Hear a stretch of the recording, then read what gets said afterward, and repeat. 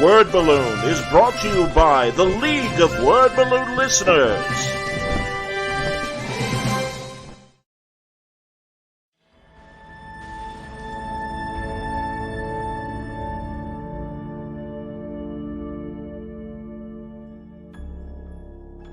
As part of a small line of pieces we're doing that are kind of pin-up-y type shots where they're a little bit rougher and simpler with just a portrait of a figure, no background, I want to do something to complement the piece I did earlier with Wonder Woman, and Starfire is another favorite of mine from DC, and in particular the way she was designed by George Perez, the way she appeared for, I want to say, the first 20 years of her existence before she was changed by a cartoon version that kind of took away a lot of the alluring qualities to her that were in her initial DNA. So there's a very distinctive face, hairstyle, and vibe from her when she was first created in 1980, and I wanted to connect with that.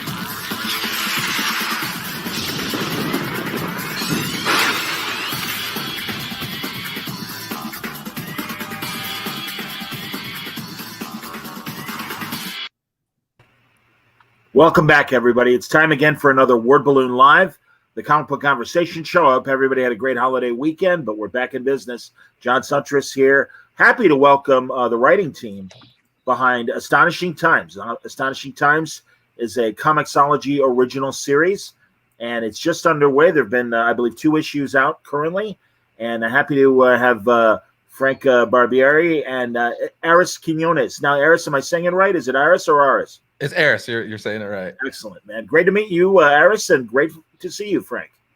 Thank you so much for having us. Absolutely, man. So one of you give me the elevator pitch on Astonishing Times. I've read the first 2 issues. I've really, really enjoyed them. But yeah, tell me about the background of Astonishing Times, and I'll take this out in a second so everybody can see Arris again. Frank, you take this one. All right. I was going to say, I don't know where we're going to pivot, but Astonishing Times is a new creator-owned superhero book, and Arris and I both are huge fans of superheroes, of creator-owned comics. This is Arris's first book, which is why I love having him here, because he's going to be a lot more excited than my old jaded butt. But we want to tell an aspirational story about superheroes in the 21st century, basically, and we follow around a reporter who is a very earnest, excited character who loves reporting about superheroes in his world. And we're basically in a world where around 15 years ago, there was a almost like Avengers film event level catastrophe called the Cataclysm that almost destroyed the world, and the superhero saved it. And now 15 years past that, everyone's kind of forgotten about them. They're very commonplace. And our main character, Noah Sands, the journalist, runs a newspaper column called Astonishing Times, which he inherited from his father, and is really just trying to drum up interest and keep the dream alive and keep his earnest love out there in this world that seems to care less and less. And he unfortunately gets the news that he's going to lose his column unless he does something really big, and then happens to stumble into a murder mystery involving some of his favorite superheroes who ends up getting to team up with and start investigating. And it's a little spoilery for the first issue, but really it kicks off an adventure where he gets to basically meet his heroes and work to tell this huge mystery and unravel it, hopefully getting to tell the story of a lifetime. Sorry about the image, boys. No worries. I'm clearing space so that I can put up some of Frank's other books that I'm sure we're going to be talking about. Guys, and Arris, I'll ask you, taking the lead here, designing the look for the heroes. How much input came from you and Frank, and how much did your artist in terms of coming up for the looks for the heroes that are in the story? I think we pretty much gave our artist Rory Coleman, who's fantastic, by the way. I just want to start with that. He's an amazing artist, and even more so than that, he's just amazing to work with. But we had just a few. We basically had to give him like little notes here and there. Like for Infinite, we knew we wanted him to have dreads, right? So it was just like we want him to have dreads, but from there, just iconic. You know, he's our powerhouse in there. And the toughest one to really crack, I think, is Koken, where again we kind of just gave him like he's a samurai, like cyberpunk, you know, dude, right? So go with that. I think we had the bios too, right? Because we did. I think I offloaded that onto you, like a cool co-creator, being like, "Hey man, write these bios." Yeah. And came up with quick like little bios / origins, like to give him backgrounds and reference, be like, okay, so the character came from this, and then you know this, and just little notes from there. But you know, it was really Rui who kind of ran with it from there, which was really, yeah, really cool. So, but it was a ton of fun because Koken was one we were going at for a while, and he nailed it like I think second time, which was crazy. Like, because that was a hard one, because it's like, you know, you say samurai, it's like how many samurai comic book characters or fictional characters are there out there? So it's hard to be like a little original with it.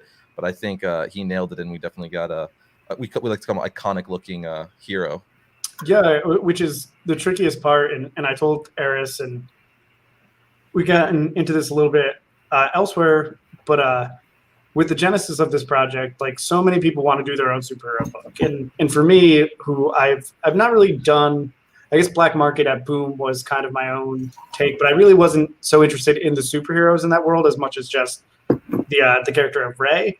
But here, having Arris to kind of be like a little bit of a creative lightning bolt for me, bringing that excitement and wanting to be like, okay, like let's go for it and actually make these superheroes. We just didn't want them to feel first drafted, I guess. And Rudy really just brought so much like iconic imagery, like Arris was saying, and in the world Fields lived in, these feel like you could have read comic books about these characters, and that's just such a relief, because it's like a weird intangible thing to get. You know it when you see it, but you can't predict it. So we were just so relieved when he, even just like you said, Arris, even just started sending those first character sheets, and we knew immediately like, oh wow, you just found the look. And it just speaks that he's such a talented guy, and so friendly and nice as well, and just very excited. I feel like his excitement just like channeled into the work, and just again, the book is very earnest, and I think Ruri is an incredibly earnest person as well, and was like just happy to get that energy in there. So it was a lot of mix and match too, right? As far as like the concept art or the spreadsheets, where like he would give us initially like 4 designs, right? And we'd be like, well, how about that head with this color scheme and those pants? You know what I mean? Just kind of Legoed it together. And like, I gotta say, I hate doing that like normally, but because there's the old like artist like and like kind of art director thing where they say like there's one that's the real choice, one that's the obvious not choice they don't want to choose, and like one that's like and without fail like people always choose the one they didn't want. So I hate choosing, but Ruri gave us fantastic options and was not trying to do any trickery for us. There wasn't one that was clearly like, oh wait, that guy's in a completely different costume, what about that? Also, the conspiracy and the journalistic investigation of the conspiracy, I'm always a big sucker for those kinds of stories. And also, I mean, in Astonishing Times, you're kind of showing the current downward spin of newspapers, but also the idea too of taking over a column that was really a big deal and then being the next writer. In the case of Noah, it's his father's column, but coming from broadcasting and stuff, I mean, this is a constant worry when somebody passes on and the new guy takes over, and can you keep the magic going? Yeah, we really wanted to explore that lens, and again, we don't go super heavy into it, like as much as like it's an element of the book, but again, I just don't want to be like, oh, it is about journalism so to its core. It's influenced by it, but it is a superhero comic at its core as well. But it was really important for me, and I think we talked this through, Arris, that we have a like normal person protagonist, because so many of these stories immediately in the first issue, the main character will get superpowers, or like something wild will happen, and we just really love this idea. And particularly for me, when we started talking about it, I was always taken by the idea of like writing about a more normal character who gets to meet his heroes and see where it goes from there. And 2 issues are out, so I don't want to spoil anything, so I apologize for stuttering. No. Did you spoil anything? I'm with you, Arris, absolutely, man. No, there's plenty of story in the first 2 issues. Go on. But just keeping it earnest as well, because it's so easy. And I think, Jason, if you're still in the chat, this is something we talked about a lot with you. there's so many like negative kind of like cynical stories about superhero fandom or just even superheroes themselves where it's like, oh, like these things are so silly, you're silly for liking them, like, and how do we make this edgy and deconstruct it to be smart? And I love a lot of those stories, don't get me wrong, but with this we want to be much more like celebratory and be like, hey, like there's a reason that superheroes are extremely resonant, why they continue to resonate into the modern era. And for us, without being like too heady about it, that was like almost my thesis, like going in, and what I said to Arris when we really got into the meat of it, like especially with Arris's background being a kind of host of a show with a huge audience of people who love superheroes, like why do we think superheroes are still valid right now? Like, and if we're adding to this kind of conversation, what should we add? And I can't say more than that until the book finishes, because that's when it becomes very clear. But as I said, for me, it was very important to just like have a kind of very grounded, earnest, like excited protagonist who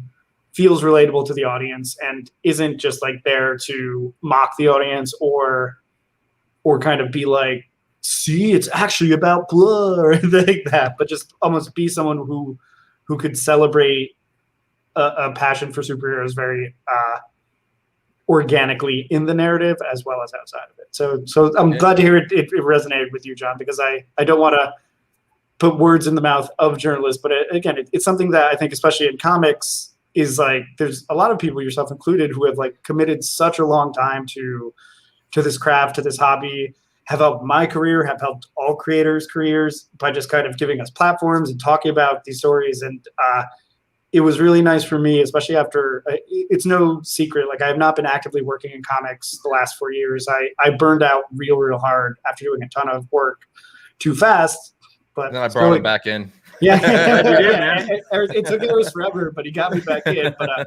But to really want to put a spotlight, at least in the small way I could, on that part of the community as well, because again, along with retailers, like I don't think that people realize like so much of this medium and so much of this hobby, and even yourself, Arris, like are supported by the passion of fans, and that's why I was so much more into the idea of doing a book that celebrates that rather than being cynical about it or we're just trying to do like a gotcha or anything like that. Yeah. Well, going off what you said, I'm glad that people, even to the larger narrative of like where, kind of like you were saying, there's so many books that are like apocalyptic now. It's like, they're just dealing with like, oh, there's a virus killing all the heroes and this, and they're dying and, all these events, Marvel has a new one that's like, taking over, I think Dark Days or what it's called, where it's, more apocalyptic too. So there's just so many things like that. And I'm glad that it's resonating, that one of the things we're hearing the most from people reading it is they're happy that it's celebrating the brighter side of superheroes, in the sense where it's like, because our inspiration was kind of like, well, let's go back to like the golden age, like why do we like these heroes in the first place, like why do kids inherently like superheroes, right? There's like kind of psychology to it where it's like, it's just kind of the same reason why generically kids and stuff is like, I want to be a doctor, I want to be a firefighter, policeman, because they help people, they save people. It's like you kind of naturally want to be good, and that's kind of the message that we're trying to hit. And I don't want to spoil too much, but we get into stuff like that as the issues go on, and I'm just glad it's resonating with people, because we're kind of worried, like we knew that story we wanted to tell, but we're like, you never know if it's going to hit with people. If anyone will even care. Yeah, and I'm glad that's one of the things we keep hearing the most, that aspect that is hitting with people. To me, the strongest way that you can tell a superhero is working is the ordinary people that you surround them with. And it is obviously Noah's story, and he has a good personal story, and that's, I guess, beyond the big broad strokes of journalism and everything. What I like is that he feels like he's in his father's shadow and has to really prove himself, and also that he is coming to this in a different way. And within the first 2 issues, you see that the father had a different relationship, kind of, and really coming from sports. I can see this where it's almost like, the local team's, regular columnist having that relationship with the players, and they have to have a professional distance, and it can't just be, oh, shucks, you're awesome and stuff. Yeah. You got to be an analyst as well. And clearly, we don't know the full details, but there is a level of difference between his father's relationship with these heroes and what he has going. And that's a big thing for us, like in terms of just like having a character arc for him. Like it would have been so easy to just be like, oh, he thinks superheroes are good, but they're actually bad. Like, and that wasn't a story we were interested in telling. And we joke because we're like, yes, this book's about aspiration, and we're not trying to do anything dark. And then the literal first page is like a murder, but we wanted to get a mystery hook in there, and very quickly it moves. I would say issue 3, definitely keep an eye on, because it moves away from just being like a murder mystery book into like, oh, here's the bigger thing. Because Watchmen is one of my favorite books of all time. Sure. And I think obviously in so many ways peerless, but in the same way so influential. And as I said to Arris, like, yeah, I don't want to do like a crappy Watchmen take, because one, like, I think while there is some like a little bit of Venn diagram stuff with what we're doing in terms of the world and the hook, like it's a very, very different viewpoint.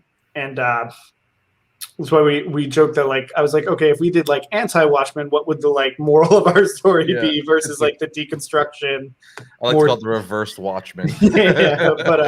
But also like it's not just a rehash of that plot, and where again we are almost like homaging that superhero murder mystery plot, which has been done a lot and I think is fun and always has a great hook. But definitely by the start of issue 3, we really open it up, and I think people will get a better sense of almost what the meat of the book is rather than the hooky parts. But again, I'm so happy with how we ended up pacing it out, with how we repaced it out visually, and also the other members of our team, our colorist Lauren Affey, brought like such a cool, interesting palette to this book, and it's such a hard line. And Arris, I know this is something we talked a lot about when we were kind of casting our collaborators and working. Like, there are traditional ways like books are colored versus, I think, more of like the image influenced coloring. And this book definitely veers more into the indie space in terms of coloring while having like a traditional art influence. And I just really love the way it ends up looking because of that. And the hybrid.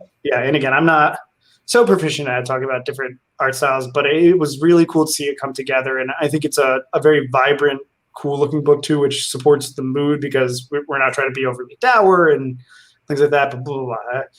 But it has definitely been an exciting trip, and I'm so glad that we were able to get it out after all this time. It feels like we've been developing this for a real long time. It's surreal to me to think that 2 issues are out already. Yeah, it's really, really weird. And how did it land at Comixology, Arris?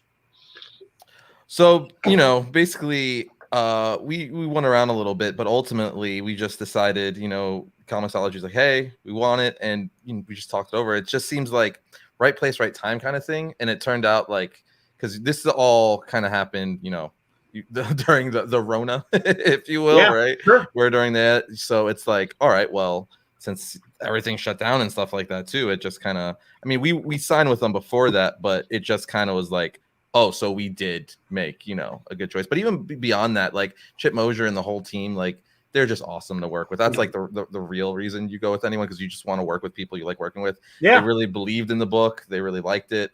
And they were excited about it. So, at the end of the day, we're like, all right, well, you got to go with the people who, are excited about what you're bringing to the table.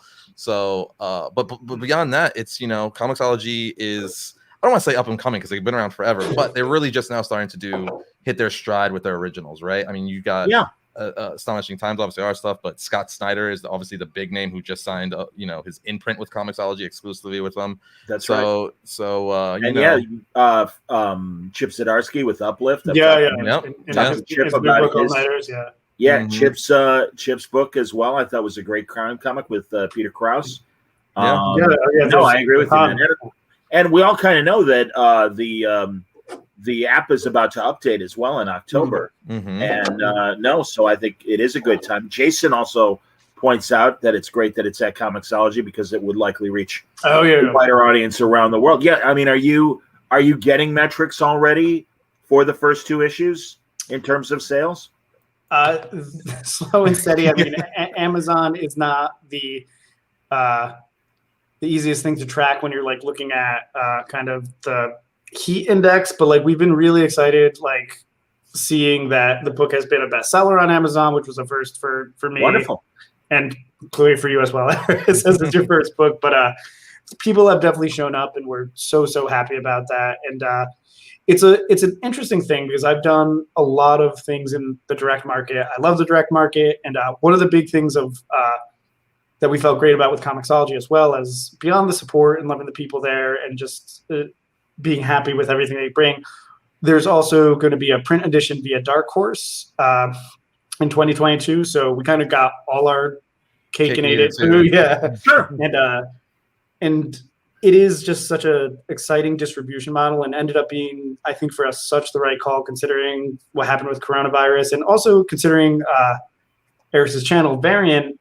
While I think a lot of people go to comic book shops, thankfully have still supported comic book shops, I feel like for this project, because we really want to work the Variant audience in, we really want to keep them involved, it is so much easier right now to be able to be like, hey, click this link and get the book, versus, okay, 3 months from now, the book is going to be in a comic shop. And again, I love direct market. I love comics retailers. I have a career because of comics retail, but this was a really nice low friction way to at least get people in. And now we get to then have the excitement of the print release after. And that's when I'm really going to go after all our retail partners, all the retailers I love, and push.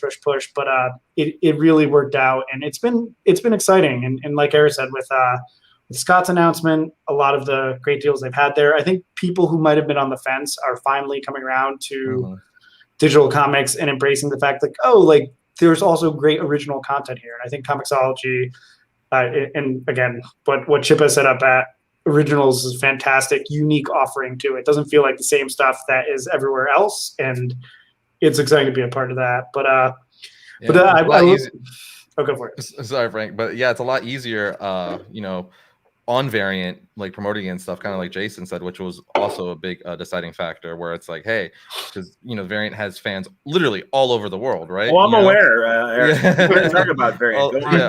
All over the world. So it's like a lot easier because, I'm always talking about comic books and superheroes and recommending graphic novels and stuff like that. And a lot of feedback and tweets and comments I get, or we just get in the channel in general, is like, I don't have a comic book shop near me. Like, what do I do? I'm like, Amazon. You could order the trade on Amazon if they ship there, because I don't know what part in the country, what country you live in. But with Comixology, it's like literally, it's a link.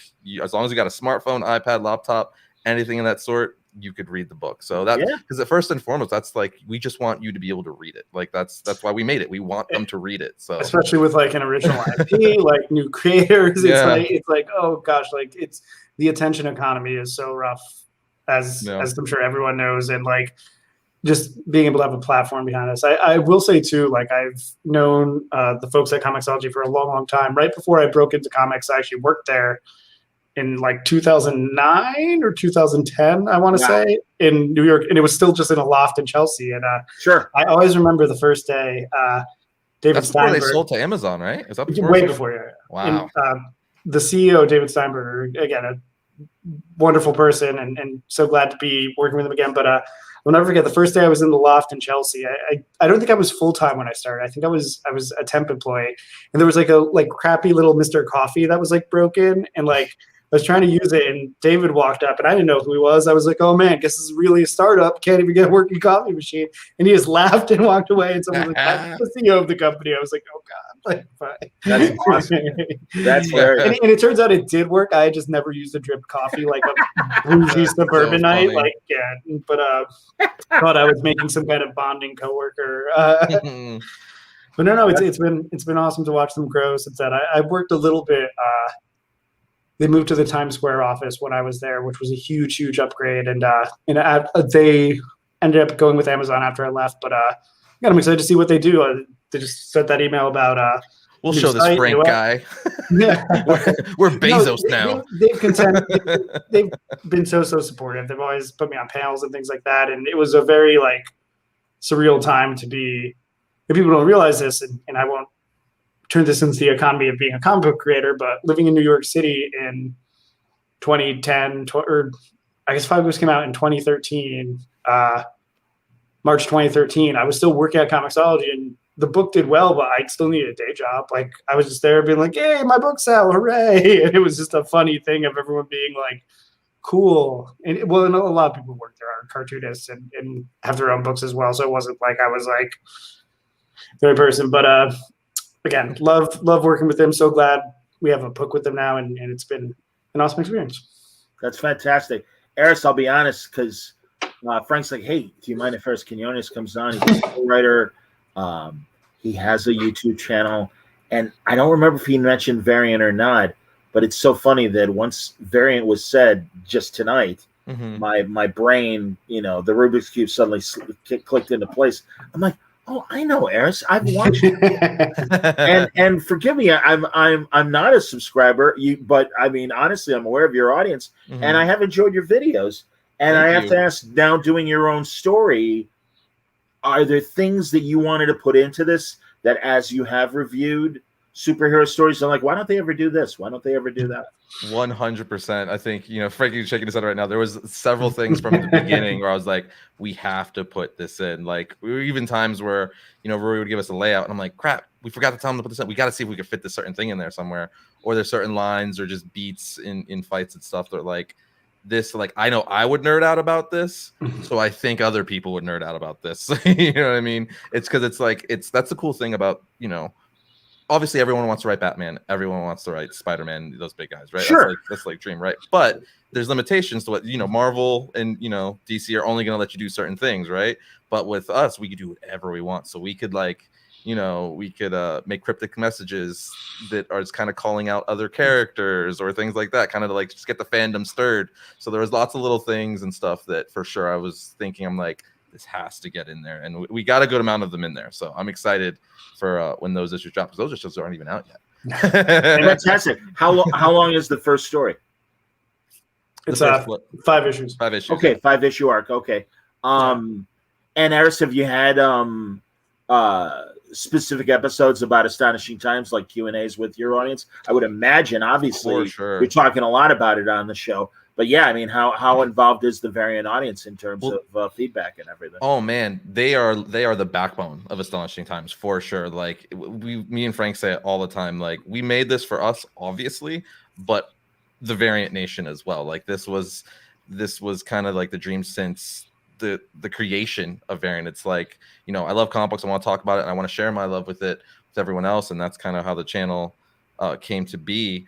But also, once we have that audience, it's now we have an audience to present a comic book to, right? And that's what we're doing. It's like, hey, you love the channel. If you've taken any joy or excitement from anything we've done over the years or any story we talked about, now we're making something. Check it out. You know what I mean? It's built an audience there, and it's been great. They've been so supportive. We've done several episodes. Obviously leading up to the book, we're giving them all the exclusive pages up front for every new issue, because again, like, this is like, it's all kind of funneling through Variant in that sense of it, because they're Arris has gotten to recap his own book now, which has been interesting. Recapping, it's really weird. I'll tell you what's even weirder than that is we have a segment in on every Wednesday episode where it's our buy list, where basically we'll throw in like several comic books that we think or I think you should buy that week, right? So every time, obviously, Astonishing Times is coming out, I'm gonna be like, obviously Astonishing Times, but it's weird to see, like,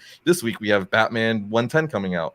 Next we have Astonishing Times issue 2. Like, it's really, really weird. Sure. But it's great, and the Variant Nation has been, super, super, like, the thing I took away from it the most, at least personally, is when we announced the book a few months ago on the channel, and just how happy and excited everyone was because they've been watching me on the channel for years, and just like the genuine like compassion. They were like, we're just happy you're living your dream. And I'm like, see guys, the world isn't all bad. The world isn't all bad. I get the same kind of audio feedback from the Word Balloon listeners, and I've only been doing video for a year and a half, really, since COVID started.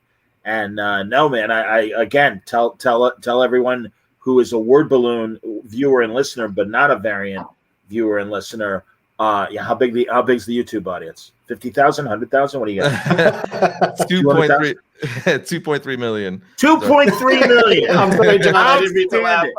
I know the numbers. Outstanding. Oh, dude, that's fantastic. Good for you, man. No, that's wonderful. It is great. It's crazy, man. Like how the channel came to, because I still remember, not to get into the weeds here, but a brief like summary of the origin, I guess, is I remember being in LA Fitness. In LA Fitness with my brother-in-law in Wellington, Florida. He already had a channel on Revision 3, which was owned by Discovery at the time. And I know people are Revision 3. Yeah.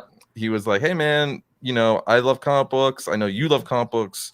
You want to do a show together? And we co-created it from there because it's in with Revision 3. They accepted, our pilot for Variant. and we just worked it out, and it ultimately became what it was. Because this was when the idea came out around the first Iron Man, but the show didn't air. So like 2008. Okay. Yeah, 2008. But what's a lot of people don't know is we were working on it for years. Like the first episode of it didn't go up until May 2012, which was the Avengers, the first. Avengers. Wow. So that's when it hit, and I think it was kind of like right place, right time kind of thing, where it's like that's literally like when the MCU culminated to the Avengers, and then everything blew up from there. And we just became a lot of people. What's funny, a lot of people online call Variant the godfather of comic book YouTube channels, which is pretty cool because we were like one of the first, or I guess the first. But it's great, man. I'm living the dream, man. Getting to pay my mortgage, talking about comic books, and now I'm writing my own comic book. Like, I mean, what else does a nerd want? You know what I mean? I get it, man. Believe me, I'm a longtime broadcast guy and got downsized last April with COVID and everything. But thankfully, because of my audience and stuff, Word Balloon is working. That's awesome. And I'm able to pay my bills and stay in my place, and that's great. Expand the channel. I mean, yeah, man. Like I said, I'm only making moves that I'm sure you guys made, years ago and stuff. And I respect what channels like yourself do. That is outstanding. That's fantastic. How fortunate is it though, too? Like that's the kind of like, it's weird because COVID was so horrible, still horrible, right?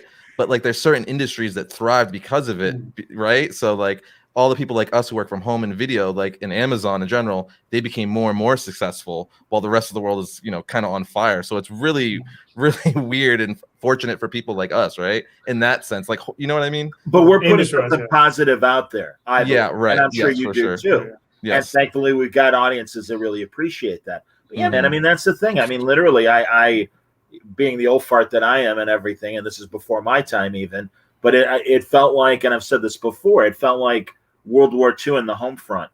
And you're just like, all right, everyone, God, the, first responders are out there doing what they can in the hospitals and everything. We're here to like give you a little break from the madness and stuff. And, let's just watch a nice nerd discussion about comics and stuff. So, I feel like that brings it around to like why we're so happy that we wrote a bit more of an aspirational, inspirational superhero story, because as I said, I love a wide spread of media. I love dark stories. I love happy stories, etc. But with this, like, I just felt like, and I know Arris, you did as well, like we just didn't need another like dark deconstruction right now in the environment. And thankfully that was the call. And as I said, I mean, I think horror has really been thriving in comics because I think it scratches a very different itch though. Like it's not necessarily superhero deconstruction, but also the page turns work very well in horror too, because if you pace it out right, you can set that moment really well. Listen, absolutely, that is one thing that I think digital always has, that you can only see one page at a time versus so many books. I remember when I would go get my like stack of Wednesday books, I would just be like putting in my car and like accidentally would open up and see like, oh, cool, Aunt May just discovered Spider-Man's Peter Parker. Let's put that away for a minute. Regarding your artist and regarding digital and stuff, how comfortable was your artist in terms of, because I mean there at times there is a slight difference between digital and paper. Comixology is great because also they started as a company that adapted physical media into digital. Like they don't do anything like, because I know like Webtoon is like a different format where it's a scroll. So we just make the book completely as we would anyway, like traditional. Like we try to keep an eye on not like doing like bad digital practice stuff, but it's nothing that's crazy, which is great because again, that's why we're able to put the book out in print easily afterwards as well. And it doesn't feel like you're reading any kind of compromised product. And that's, again, it just all was so beautiful to us. They're like, oh, and Ruri, I think, also does work traditionally. I think he is physically inking pages, and then Lauren has always digitally colored. So, and it's a beautiful process because comics are one of the few things that I feel like small teams can do. The team is just us, and we don't work with any editors on this or anything like that. So it's a very organic, like the way that I kind of made Five Ghosts and my other Image books, like I've worked with some great editors and some great teams, but I really like that close-knit, like it's just the four of us, we're working on it. And I have to say it's been surreal to do it over COVID though, too, because it just feels like our weird little garage book more than ever. Like, oh, like it's the thing only we've been looking at. And again, also our letterer Taylor Esposito, who's fantastic, who letters a ton of books, just a seasoned professional, and our designer Dylan Todd, who did our cover dress and trade design, who I've worked with since Five Ghosts as well, and he's just been nailing it. I mean, he did Department of Truth recently, which is a beautiful looking book, and tons of other stuff. But I'm so glad to keep that he keeps answering my emails basically when I ask him for stuff. That's awesome. How many episodes a week do you do Variant, Arris? 3. So we got 3 in a podcast. So we usually try to hit Wednesday, Friday, and Sunday, and then a podcast in the middle of that. Which okay. And how long have you been doing the podcast? Podcast has been almost a year and a half, I want to say. Really? That's interesting that you waited that long for doing a podcast. We're mere opposites. That's for sure. Yeah, we definitely it's something we always wanted to do, but we kind of were like reverse engineering it in a sense, right? Because usually, you know, when you think of like huge comic sites like comicbook.com, right? Like that's like probably the most massive one. Like they have a website and then they branch out to things like YouTube and Instagram and all that stuff, where we're like our main like hub is YouTube. Yes. And now we're branching out to we have our own website. We're doing the podcast. So it's like we're literally doing the reverse of things. But it seems to be working. People are loving, you know, the podcast, and that's steadily growing and stuff like that. We actually had to take a hiatus from the podcast because of all the astonishing times we were doing on the channel and then the normal content. And, you know, we had tons, me and my co-host Tim had tons of people tweeting to us like, "Where's the podcast? Where's the podcast?" I've seen them. They're like, "Arris, Loki's over, and we have no podcast. Where are you?" So it's like it's working. Let us know that at least people care. They want it. So like, it's working. So we actually earlier today we just recorded the first one back. So we're back. Oh, nice. So yeah, very good. My second podcast today. Well, rocking them out. Who's hosting your podcast? As far as where are you publishing it first? As it Libsyn? Is it where are you? It's everywhere. So we got. Oh, I'm sure it's everywhere, but I'm saying like I'm at Spreaker. And Spreaker was just bought by iHeartRadio in the last year or so. So what is your home podcast? Our home podcast is probably Spotify. Spotify is where we get Spotify, then obviously iTunes.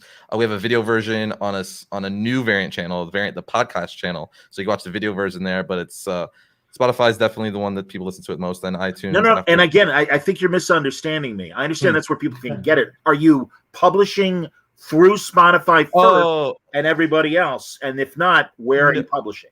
Oh no, we're across the board essentially. You're not answering my question. I am available and again, you'll forgive me, guys, because honestly, I want to know podcaster to podcaster. Yeah. This is just interesting background information. Are you publishing it yourself and putting it everywhere? Oh, yes. All in house. Yes. Sorry. Okay. No. And a lot of people do that as well. I was independent with work. Well, first I was independent. Then I went to Libsyn, and then Spreaker came to me and said, "Hey, we'd love to host your podcast. We see your numbers." And I'm like, "Right, well, sure, why not?" And I'm at Spotify. I'm at Stitcher. I'm everywhere you can get a podcast. But yeah, ultimately Spreaker, and then they got bought by iHeartRadio.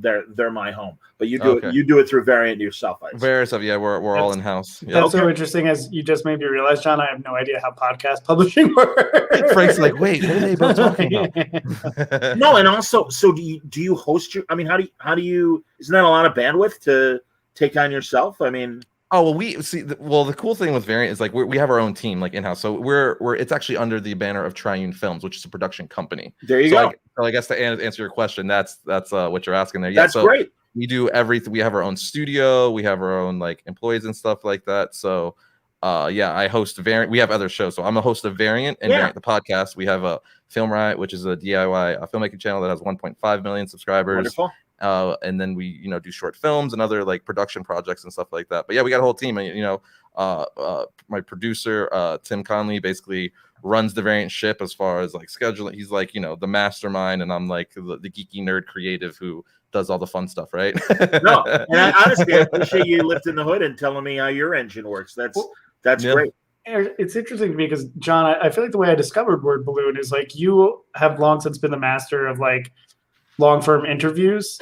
And like the thing I always enjoyed is, especially when I was breaking into comics, and like there was nowhere to hear even like tangential advice, just hear people talking about comics. Like Word Balloon was always the place I went. And like I feel like podcasts and Arris, I'm sorry to now turn this around table asking about your podcast, but like I feel like podcasts is just so much better for long form. Like people can only watch video for so long, and I know it's a pain to edit, but like it's just so nice. Like again, if you're on a commute or something like that, and I just always like the long form stuff because people can actually like speak a little more off the cuff, can be more organic, more controlled. Yeah. And again, I obviously edited video kind of is good, but it's horrifying as a guest, I will say sometimes when you stutter through things. But I really like a lot of the talks with Bendis that you've done, John, your Bendis tapes over the year. Like it was always so cool to actually now it makes me feel kind of old, but like just remembering like in the early aughts, like looking for information about breaking into comics. Like I think there was like one joke article that Robert Kirkman wrote that was like, don't break into comics. And like, something Mark Waid wrote that was like good, but kind of almost like that whole like, hey, when you break through the door closes behind you, so there's no good way. And hearing creators talk a lot normally made me feel better because so many people have the same like origin stories where it's the bad takeaway is it's never easy. Everyone's like, well, I worked hard as hell and got a lucky break because I did all the work. But it was very wholesome for me when I was trying to break in and feeling frustrated to hear so many different people talking about their experiences. And again, it's always why I enjoy the fact that there are both just interviews and long form interviews out there. Like people don't know the embarrassment of riches they have now with all these backlogs available. Oh, and truly, I appreciate you saying that about my contributions. But no, I agree with you. And I also think that people really do want more of the meat of what Arris, what you guys do at Variant in terms of critiques and talking about the big books and things. I don't know. I have never seen you do interviews on your show. Do you do interviews as well? Oh yeah, we've done tons of interviews. We actually, before all the COVID madness, we would actually go to New York Comic Con, San Diego Comic Con, all the big Comic Cons. Sure. You know, interview Josh Williamson, Snyder, Capullo, you know, all those guys, McFarlane. And it's fun. And we, you know, actually how I met Frank is doing an interview on Variant back in 2013. Did our mutual friends set that up for? Okay, yeah, because we had one of my best friends in the world was friends with Arris, and I was trying to remember when he came into the picture. But he introduced us. It's like, dude, you love comic books. I got like a best friend I grew up with, and he just got an Image book, and I read it. I'm like, oh, this is actually good. Let's get him on. Was it Five Ghosts? Which Five Ghosts? Yeah. There you go. Boom. Yeah. No, that's how I discovered Frank as well, man. And I know the last time Frank and I talked, he and Victor Santos did Violent Love. Yep.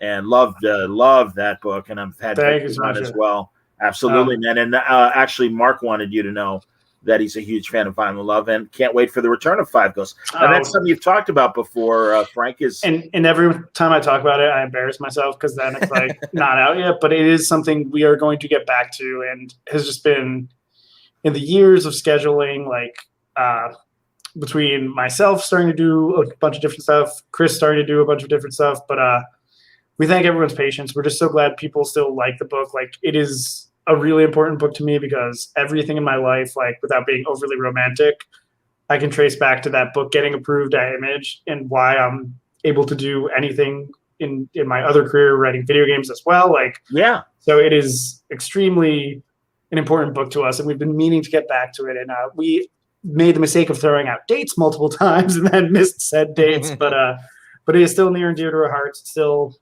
something we're getting back to, and hopefully sooner than later. And it is so weird that I think it just struck a chord with people, and it was a book that I made like completely out of my own like I was even saying with Astonishing Times, like what I was interested in at the time, and it just worked. And without being morose about it, I feel like one of the hardest parts about being a full-time freelance writer, especially in comics, is you are expected to output so much constantly. And I was thankful I did it for almost 8 years, but like it just got to a point where I was like, yo, I need to come up with a bunch new series, and I feel tapped out. I did everything I really want to do. I'm luckily a writer who likes to explore genre, but like I just had like a blank, and I was just like, man, I need to find something to fill my tank that is not this, because it is stressful as hell to have to come up with a new idea for your own original series on top of pitching work for hire, pitching other things. And again, it was really nice for me to take a step back from that for a little bit and then come back with something like Astonishing Times, where, especially having a co-writer and a co-writer who is also Arris, who is excited, who's new to it, and was able to, I don't know, get me kind of excited about the medium again, because it, not even the medium, but the process of making comics, because it's awesome because it's easier than I think some people think, but then so taxing in so many ways. And it is something I truly love, and I never would have fully abandoned, but this was a great book to kind of get me back into it. I think our dynamic too, we've talked about this before, but our dynamic worked out really well in the sense where, like, you know, I was super excited about like certain things, like I'm like, oh, we could have this here, we can have this archetype, and then he'll do this and this name and she'll do that, and then, you know, you're the experienced one because it's the first thing I've ever done, so, you know, you're telling me, all right, cool, we have to do it this way, this is structure and stuff like that. So, you know, it worked out where things that you were like kind of burnt out on, I'm like, I was just do this. You're being so positive. I love it. Like, things I was being a huge bummer about, like even just being like, yo, Arris, we can't make a creator-owned superhero book. Like, no one will want to do it. Like, it's impossible market. But like, it is, again, it's so interesting to see how things change over time and where we ended up. But like, I really feel like I learned so much in my time in comics. Like, and it is something that we hopefully will explore for a little sooner than later. But we've slowly been putting stuff together. Is like and it's something that I see Scott do so much with now his Substack about teaching, but like doing a lot more like making of content, like showing people like, hey, like this is how we made the book. We're bringing you along with it, like especially with the variant audience, and we want to show you a little more process stuff. Like, well, not even a little. We want to show you a lot more process stuff, because I've always been an open book in terms of I used to be a teacher before I got into comics. I love teaching. I love teaching about comics. I love teaching about writing. I think writing is just like so mishandled, and even when I taught 12-year-olds, like I would have 12-year-olds tell me like, oh, well, Mr. B, I'm not a writer. I'm like, oh my God, you're 12 years old. You don't know what you are in so many ways, and you're still creative. Like, don't feel like that. And using this platform to also bring some of that out is going to be, I think, really exciting for people and really rewarding for us, because like, I don't think it cheapens the medium to show how accessible it is. If anything, like that's one of the things, like I was able to, from nothing, from knowing no one, get a book at Image and have a career. And I want to kind of like show the nuts and bolts of that, like, and those pathways to more people that I can, because again, the world needs more great stories. The world needs more people putting their voice out there. And I think comics is still one of those mediums that is accessible in a way that film is not. I can't even imagine trying to break into film, especially now, but like, as long as you're smart about it, as long as you have realistic expectations and kind of do your homework, I think it's just such an accessible medium, and want more people to know about that. Can I just say I want to call you Mr. B from now on? Please don't. That was a mistake. I'm glad you're thinking that way, Frank, and I'm glad that Jim Zub does that, and I'm glad that Scott is doing it now with his Substack, and I agree with you. And also, even on the formal academic level, knowing that Bendis is teaching at Portland State, that's right, and Diana Schutz has got a whole curriculum at her school and everything, and of course we got Savannah and the other schools. But no, I mean, and this is no disrespect to something like poetry, and it's like, you know, they're teaching still how to write poetry, and it's like, is an actual commercial form of story of art and creative writing, and it's like, why wouldn't you? And it was so interesting a couple of years ago when people like Brian had to move from his original school to Portland State, because the new head of the department is like, yeah, comics. Yeah. And it's like, and believe me, I got that kind of pushback in broadcasting. And, you know, it's like that great scene. It's my favorite scene in Rocky Balboa, when his kid is in his corner near the end of the fight. And he's like, you know, this was a joke. Nobody's laughing anymore. And it's like, yeah, and as you guys know, nobody's laughing anymore. And yeah, we need more good stories. So yes, please, let's usher in the new generation and do it with people that have been successful and know how to do it. For sure. I love how like people too, like Seth Meyers would have Bendis and people like Tom King and stuff on the show. It's like, yes. It's like, what you said. I swear to you, and it's when anyone ever mentions Seth Meyers, Brian told me that when he was sitting down with the guy that was getting his interview ready, the questions and stuff, and he's like, yeah, you know, Seth heard you on Word Balloon, and he said this, and I'm like, Really? And truly, awesome. I mean, that's the wonderful thing is, and I'm sure you experience it as well, Arris, is when somebody that you already like and everything, and it's like, oh, good Lord, my first San Diego, I walked past Jeff Loeb and Rob Liefeld, and I had Jeff on enough, and Jeff knew what I looked like. So I'm talking to Jeff, and all of a sudden Rob Liefeld goes, "The Voice." And I'm like, what? And he's like, "Oh, I listen to Word Balloon." And I'm like, wow, that's really nice. Thank you. No, it is. Awesome. Well, that's one of the things that, and again, I won't overly muse on cons as they're in a strange place right now. I'm glad that some are spinning up, but I think hopefully the world will be in a much better place in a year or so. But comics is so interesting to me because it's one of the few places and I guess it spoke to just the fact that the medium wasn't so walled off with fame or things like that. But even when I started going to comic conventions, when breaking in was just a glint in my eye, the fact I could talk to editors or creators, and it's so surreal to me because I remember bugging the hell out of Cullen Bunn, who was a fantastic creator, super nice guy, and I ended up co-writing with him eventually. And he didn't remember, he told me, but I would ask him so many questions because he was doing Sixth Gun and but people again were kind and would take my questions, talk to me, and again I always try to pay it forward. I had a close friend who I met now that he's in his late 20s. I met you when I was 19 at a con, and you were really nice. I'm like, oh, I'm glad I was nice to you and not a shit. But it's the kind of thing where it is cool. You can go talk to actual people in this industry, but I also do say the flip side that not everyone is an extrovert. Not everyone wants to go to a convention, right. And that's why. For me, it's so important to start giving resources to people who also don't necessarily want to go that route, because I feel so many people for so long be oh, just go to a con, make friends with everyone. It's okay, that's that's one angle that I don't think is universal, and I'm more of I want people to have the tools to get things going on their own, because it is very doable, and you don't just have to know people. And again, I've made some of my best friendships through comics, and I think there's that great all coming up together. And the one thing that I think is so reassuring is so many of my peers who I was coming up with, and again I think of people like Mike Marisi, Ed Brisson, Matt Rosenberg, who one of my dear friends who I worked with, pitched with, my friend Steve Orlando, who legitimately I remember him coming to my table when Undertow was coming out, and then just him telling me I just did Midnighter, I don't know if it's gonna happen and things like that. But everyone I know who's been pushing towards comics has made it happen, and that's so awesome to see, because it shows it isn't a pipe dream. I mean, I know so many people who want to be screenwriters, but that industry is just so restrictive. They not maybe 1 out of 1,000 will get something even produced, but it's really cool to me that all my friends who've wanted to do comics and my students have found their ways in, and that's why I really want to make sure that people who want to do it, especially from the writing standpoint, just giving a framework to people who clearly have the creativity, have the passion, blah, blah, blah. No, I'm with you, man. But it is a very cool space, and it is so interesting to hear, even going back all that time. I remember in 2008 getting some Walking Dead stuff signed by Kirkman before it blew up into the phenomenon, and there were 10 people at the table. I was able to just go and chat and hang out and not be overwhelmed, and keep on keeping on. That's the thing. Arris, you can get there.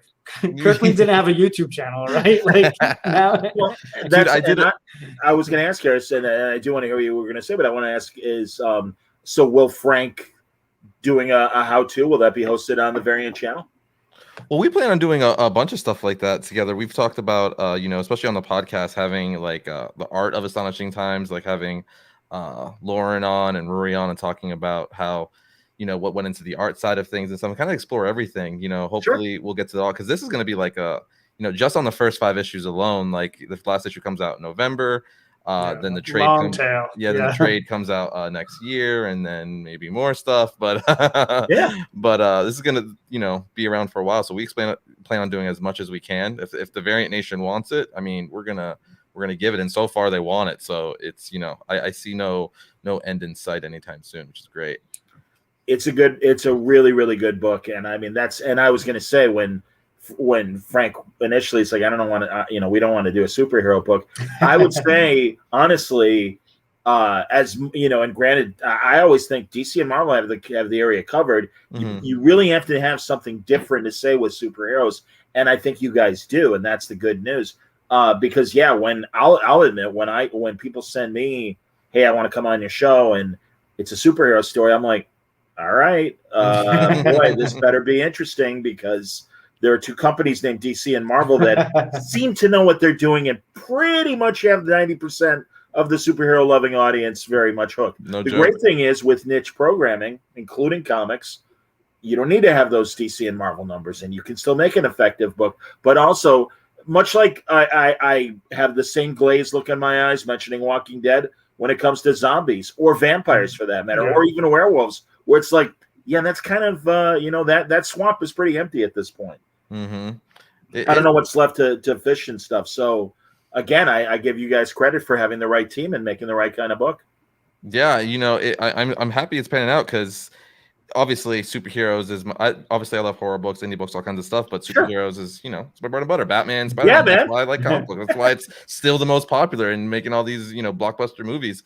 So we went, because it's funny when I first approached Frank about it years ago, because it was initially like in passing, like, hey, would you want to do a book together? He's like, yeah. And then like another 6 months, a year goes by, hey, you want to do a book? Yeah. And then we finally, I finally was like, hey, I got a pitch. And then Astonishing Times is nothing what that was, but it evolved into something that we're like, well, what, like you're saying, what is a unique spin on superheroes, especially now? And kind of like we were saying earlier, it's like, this is the flip of like kind of a lot of that downtrodden stuff we're getting now, where it's like, again, The Killing Joke is my favorite comic book story of all time. That is a dark freaking story. Inspirational. I remember when it first came out. Absolutely, man. I'm older than you guys, so I'm with you though. I love that story. It's great, but again, going back to like, why does that 5-year-old, my 4-year-old daughter, she's obsessed with Spider-Man all of a sudden. It's just going around, she's saying she's Ghost Spider Gwen, going like this around the house. And that's adorable. Yeah, so that's great, man. It's just she says, I'm gonna save you and stuff like that. So it's like, I think people, I'm more a positive person, I guess, in life. I think people want to be good and are good at heart. It's just we get caught up in bad decisions and temptation and stuff like that. So we just wanted to tell that side of the world. All right, regarding The Killing Joke, does Batman kill the Joker at the end of the story, or are they just laughing and he takes him in? What's funny about that is I asked Bruce Timm that question. I got to interview him at New York Comic-Con San Diego Comic-Con when the movie was coming out. And I might have been in that junket, but really? Go on. Keep going. And I asked him the same question, and then he reverted back to me. He's like, well, who do you think? What do you think happened? And I said, I didn't think he killed. I agree with you. I said he didn't kill the Joker. I agree with you. And he goes, she goes, really? He goes, well, maybe you need to read that last panel again. Maybe you need to read it again. And I'm like, okay. So he clearly thinks he did, which I guess. I know certainly not Alan Moore, but I know, and now I'm blanking on the artist, of course. And I see Brian Bowen. Yeah, Brian Bowen. I think Brian Bowen was on record in the last year or 2 or 3 with COVID. You don't remember your math, but that he kind of addressed it as well. I'm with you, because I really do think it is Batman in a very human moment going, listen, I want to help you. Please let me help you. And the Joker in an equally human moment, like, no, I'm fucked, man. I'm too far gone. And of course, he can't leave it there and has to do the joke. And that's why it's funny. And then really, and also talking to a guy like Snyder, who played with their dynamic as well. And it's like, the Joker is like, man, you don't get it. Like, you and I are the only ones who know this is all insanely funny. And I'm like, yeah, I mean, in his twisted mind. And I'm like, no, it kind of supports that idea of The Killing Joke, that, it's like, no, man, I want to help you. And it's like, you can't help me.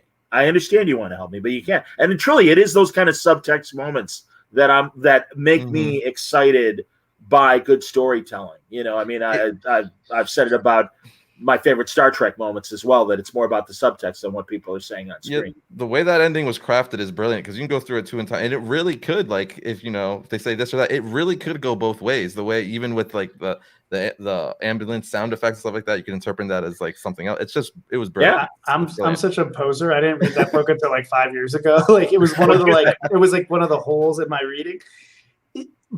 by that time, like it had been like talked up to me so much by everyone. Like I didn't think that necessarily he killed him. Like I didn't have as much of a close read as even you guys though. Like I was just very surface level, like at that point, like going through it. But now I need to like go back and really look to see like where the support is, because I know a lot of people also do think like, oh, he killed him. But in my first like surface level read, I did not get that take. But it's so fascinating and I mean, I'm sure you guys both remember. I mean, I'm so glad that so many comics are just actively in print now. Like, because even like in the 90s when there were comic shops everywhere, like just so many books didn't go to trade, and like it was so hard to get things. And it's so cool that if I want to read a book right now, I can find it first of all, and like just get a good edition. And I do love print as well, so I could also probably buy a fancy hardcover at some point and own too many books, but It is interesting though that's the one thing that I feel like it really clicked for me writing at Marvel for a second,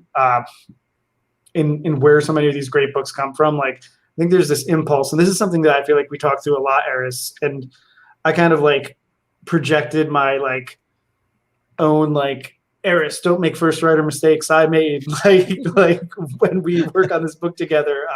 But the idea of just going like a little deeper, because so many people just get excited to like play with the toys when they first get like, I'm gonna write a story about Batman fighting Joker or anything like that. But like really when you get to that next like thematic level is like where you get the like excitement of like, oh my gosh, like I have some of the greatest characters in the world as my like players on this stage. Like what do I really want to say with this? And that was something that I just like push with Astonishing Times. Like, listen, we're gonna have like a lot of these fun moments. We're gonna have stuff people want from the genre, but let's keep a very clear eye without being like didactic or annoying, but like on trying to find something to say that for sure that comes through. And it's so interesting I think you can see in a lot of writers' careers when it clicks for them sometimes too, like their earlier work, and I'm not even saying bad, but stuff will just feel a little generic. And I've been there. Like, sure, you write stuff that you spend a lifetime consuming, especially now, like you're hypermedia literate, you know these stories, and you're just kind of regurgitating them.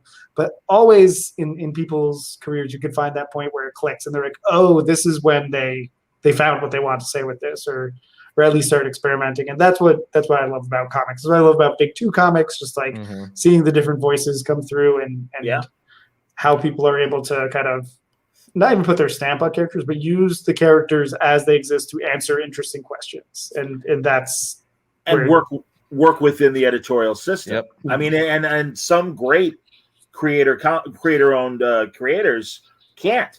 And there's nothing wrong with that. For sure. It is very... Yeah, because I mean, it's you hear more no's than yeses in terms of what you want to do with your story, and that's obviously, as Arris said, the opportunity that you guys have with Astonishing Times. So no, I absolutely see that. I also think that in the last 20 years, it has become easier for anyone to make their comics without the barriers and with the benefits of just to rent, having a website and being able to put out a digital comic. And you shouldn't wait. I keep telling people, and I say this, I always say I'm like Uncle Buck. I don't have any I don't have any comic books, but as a relative close to the industry, it's like, don't wait for DC and Marvel. No. Make your shit. I had Tom King on about a month and a half ago, and a young man from Brazil is like, should I wait and try and give him an opportunity? And Tom's like, well, and he told the Clay Mann story about being discovered at a show, and Clay hadn't done any comics until then. And I'm like, yeah, that's the 1% story. I'm like, you gotta figure you're probably part of that 99%. Make your books.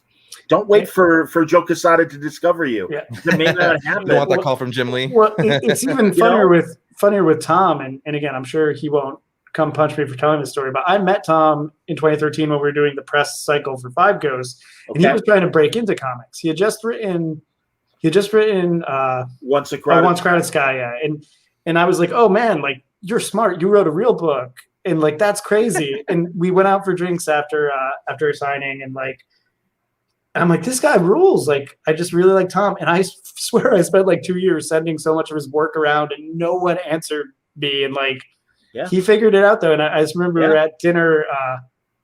We were at dinner years later, and I was like, you really figured it out, dude. You got in there. But I remember we were at a dinner and we were talking about what we were doing for all new Marvel, and he told me his pitch for Vision. I was like, how are they letting you do that? And in the back of my head, I was like, I don't know if that's going to work. And then I read the first issue, and I'm like, you son of a bitch, you got it. And that's great. And again, but it just goes to show, like he slowly worked his. I don't want to say he like worked his way up. That sounds like pulling yourself up by the bootstrap. But he didn't give up. He kept working, and and someone found that voice eventually and fostered it. And well, maybe didn't foster it, but like put it out there. And it's just too many people give up square one, like you're saying, or just have like blinders on of I want to do this one thing, but it's like I don't know. There's a lot of paths, but it is so funny to just see who ends up where, and in my case, like heartwarming, as I said, to see people who I knew really were passionate get to where they want to be. Mm-hmm. No, I'm absolutely with you. All right, one more. What happened off panel, and did this happen or not? The infamous death of Gwen Stacy scene where the Goblin drops her. Peter shoots his web shooters, grabs her. She's already been falling. There is the sound effect of crack on the panel. Did Peter's webs grabbing her break her neck, and that's how she died? Was she already dead in mid-drop, falling to her death from the bridge? He broke her neck for sure. Yeah, I also am like from a writing perspective, that is so much better thematically and makes it so much better for Spider-Man to have to deal with that guilt. For sure, he killed her. I have asked Jerry Conway that question because I was 9. I didn't read the original. I'm not that old, but it was in like Marvel Tales in the early 70s, and I was like 9 years old, and just blew my head up. And honestly, I'm like, and then maybe because I read it as a 9-year-old, I'm like, oh no, she died from a fall. Never break her neck. Come on, Mr. Limpet, don't tell me that. So yeah, I mean, that's funny. Now Roberts agrees with me. He's like, I think Gwen is already dead on the bridge. Well, I didn't think that. I really thought the fall killed her, and he says Goblin killed her, but the fall would have killed her before the webbing snapped her neck. Maybe again. Depends how strong of a constitution she had. Right. I don't know. Again, I mean, I just always saw her more as, oh, Peter. And, that she probably would have died that way. But, hey, man, I asked Conway, and Conway's like, I don't remember. And I'm like, great dodge. And he's like, I really, he's in his 70s. And I said, I really don't remember. And I'm like, all right, I get it. I believe you. Best answer is that's I funny. can't remember. That's funny. But he's like, the sound effect was there. For like, sure. I don't know, and I don't remember if it was Gil Kane. I think it was Gil. It was either Gil Kane or Ross Andrew that drew that issue and stuff. And he's like, yeah, I don't know if that was part of the art or the fact that the snap was there, but also the fact that from a storytelling perspective, Peter being responsible for killing her when he was trying to save her. Oh yeah, just makes so much more sense. Absolutely. That's why I will like mythologize that. Yeah. I think that's just such a. But I would think if it was that he actually killed her, I would think that's like a bridge too far. And it's like, all right, I'm done being Spider-Man. I killed the woman I love, because I really thought it was, and I'm really, again, as a 9-year-old, just like, you can't be dead. I saved you. Mm-hmm. And it really is, after like, even as a 9-year-old reading dozens of Superman and Lois stories and things, where it's I love the Stan Lee story to that, where he was gone when they did that issue, and he came back, he's like, you killed her? You did what? Exactly. Well, they didn't know that Gwen was based on his wife Joan. And it's even worse. Like, you killed my wife. and not to be like totally incoherent as a comic fan right now, but like, that is the arc too where they reveal it's Osborn for the first time, right? Like, they made, like, that's where they show him for the first time as Harry Osborn, and it all just goes off the rails. Norman Osborn, and it goes off the rails super fast, right? Mm-hmm. Yeah, it's gotcha. Yeah, it's so interesting, the history of comics, how quickly they move through stuff, like, and decisions are made, and etc. Retroactively, they went back and said that like Norman like raped her or impregnated her too. Since past, yeah. So and that sucks, because really, honestly, I think Straczynski wrote a lot of really, really great Spider-Man stories, and my favorite thing he wrote was during Civil War when the Kingpin goes after Aunt May. And and Spider-Man's identity's revealed, and he goes to the jail and beats the shit. Yep. No playing around. It's like, no, this is me full force. This is how much I can hurt you. And it's like, this is what will happen to you if anyone comes after my family. And it's like, that's when Spider-Man is the best one. It's like, he's so driven that the safety is off, and everybody suddenly realizes, fuck, this isn't some wise ass. It's really dangerous. I love that shit. Yeah, it's great. So I'm with you on Sins Past. And I just read, I don't know where, I think Bleeding Cool, that someone was gonna retroactively try and fix Sins Past or whatever. I think the fandom as a whole is like, no. Yeah, well, it's like, there are just certain stories that we're all like, sorry, no. Don't touch it. How do you feel about the Three Jokers thing with Jeff Johns going back to the Killing Joke and kind of the ending with that, where he's like, this is the Joker's origin? Because the whole thing about the Joker, he doesn't have an origin. That is the reason why he's cool, right? Because it's like, you don't know. But Jeff Johns is like, what if we do this? I didn't like Three Jokers. I thought it was interesting. I really did. And I also liked how the Joker is perceived differently by Jason, Barbara, and Bruce. That was cool. Did you like how Bruce knows where and who the Joker's family was and all that stuff? That was like kind of like, I don't know. Yeah, well, that takes away a little bit of the mystique. I agree. That's going back to that DeMatteis story. Yeah. Going sane from Legends of the Dark Knight, and again, I love that story. I mean, that's the thing. I kind of liked how there's the Red Hood story, there's the We Don't Know, and there is the Joker comedian guy and stuff. And that's why I thought it was interesting having the idea of, what if it isn't just one guy? What if it is three guys? It's crazy. And and I'm like, so I hope Jeff gets back to the story and does more with it. I don't know if he is going to or not. They said they were doing a sequel, but I don't know. I don't know what's going down. No, and I hear you, man. And also Jeff's getting busy with TV and movies and stuff. So what do you think of both of you, Superman and Lois? I'm digging Superman. I haven't finished it yet. But neither have I, man. I still got one more to do. I've been holding off.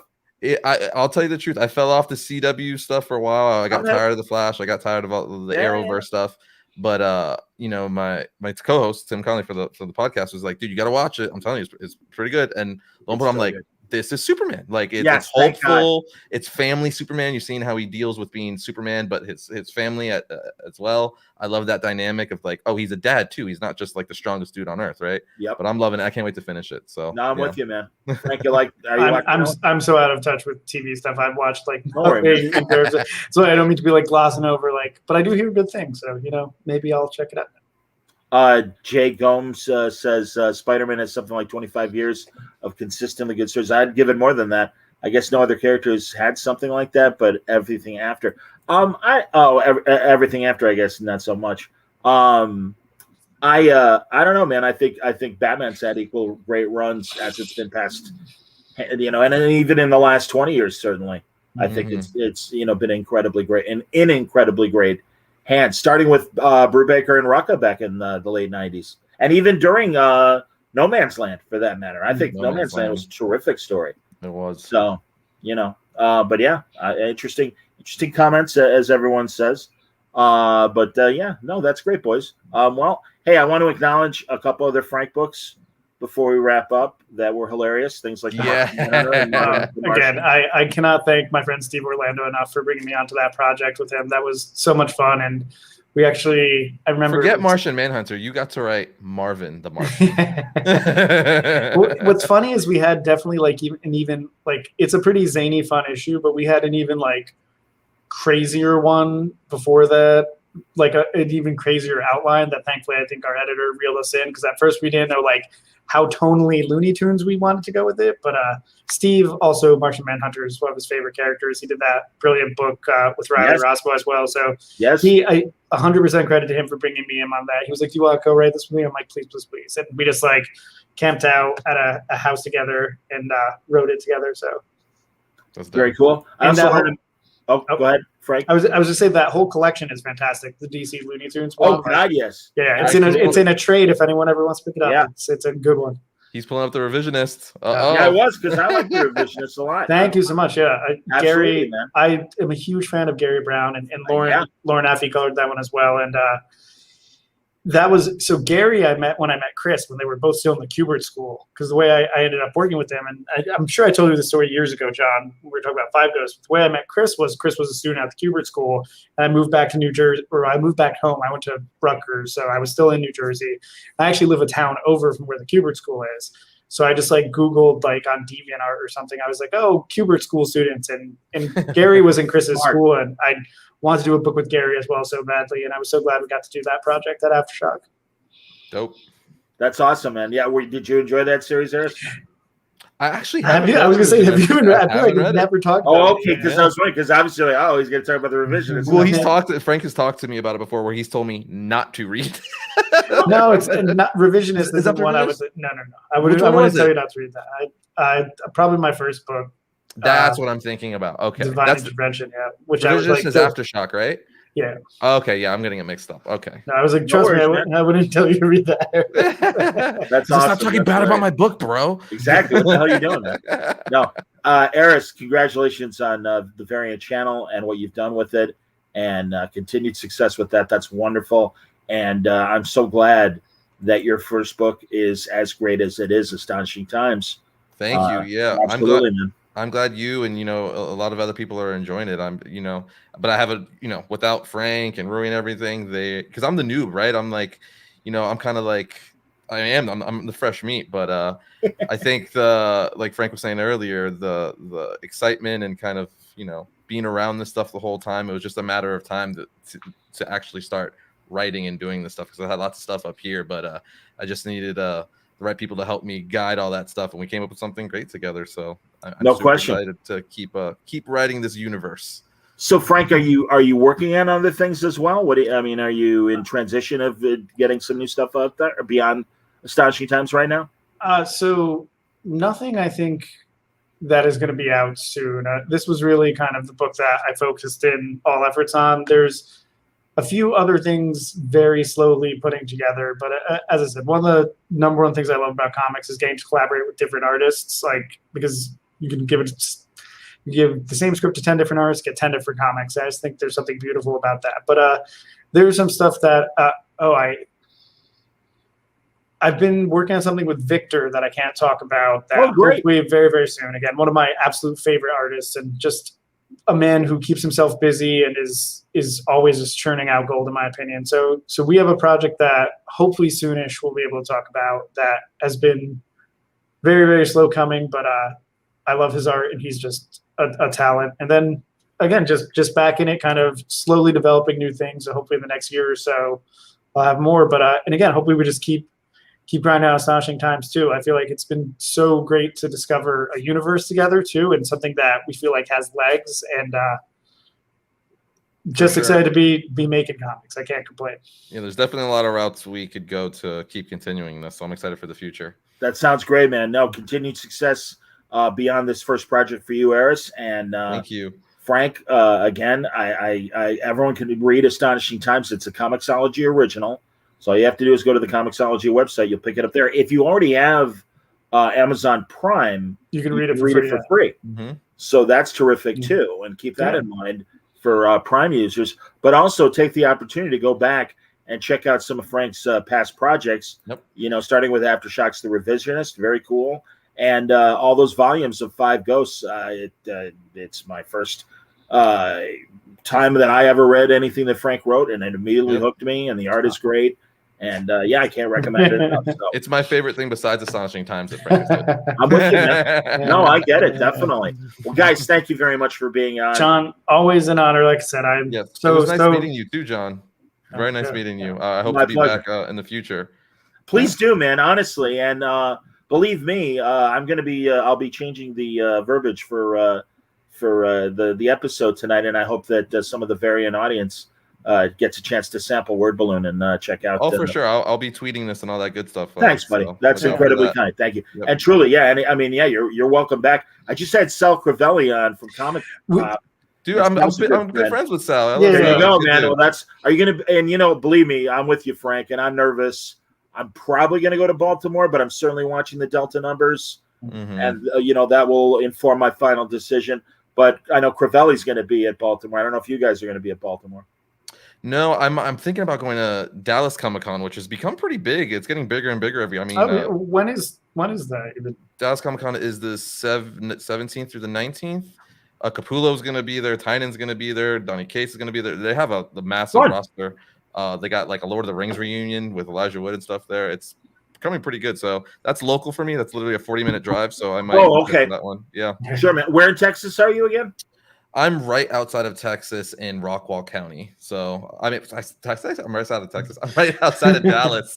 So okay. I'm like 30 minutes from Dallas and Rockwall. Sure. Yeah. Okay. That's cool. I've spent a lot of my stepbrother was based at Corpus Christi. So we would take Texas vacations to go visit him, and I'd see the rest of the state as well, Houston and Dallas and the like. Very so cool. Yeah. If you're ever down around in Dallas, hit me up. Thanks, man. No, I absolutely for sure. Hoping things work out that I can travel when certainly I know a little easier and better and stuff. Fingers crossed, right? Fingers crossed. I hear you, man. Tomorrow night on Word Balloon Live, Carrie Nord is going to be on. Oh, hell yeah! Ooh, yeah, nice. he's got a new Kickstarter, and you're pumping out some good content, man. Absolutely, John keeps it real. As I said, it's my honor to be here. I feel like I sneak on every time. So you're good, man. And I'm talking to your both of your buddies you mentioned, Orlando and Matt Rosenblum, and they're both coming up in a couple weeks. Have you had Williamson on? Josh Williamson on? Oh yeah, many times. Yeah. He's doing Batman now. He's I'm aware. I know. I'm aware. That's so Josh is great. No, I've been, honestly, Arris, when I came in 2005, I really was lucky. Got in early. Luckily, had a radio background, so I knew how to do interviews. And luckily, Johnny Appleseed one at a time. And truly, generationally, it's the writers have let the younger writers know, like, talk to John. John knows what he's doing. So that's always nice. So yeah, man. Very cool. But no, thanks, man. No, thank you, everybody. And so those are that's tomorrow. Join us then, same time, for another Word Balloon Live. Thank you for watching, and stay safe.